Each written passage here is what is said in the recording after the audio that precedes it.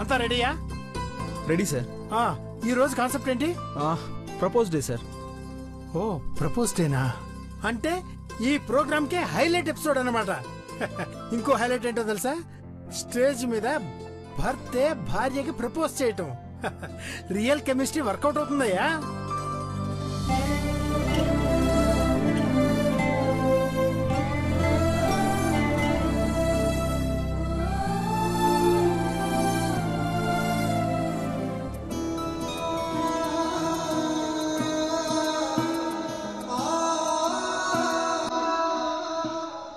ఇంతకీ స్క్రిప్ట్ ఏది?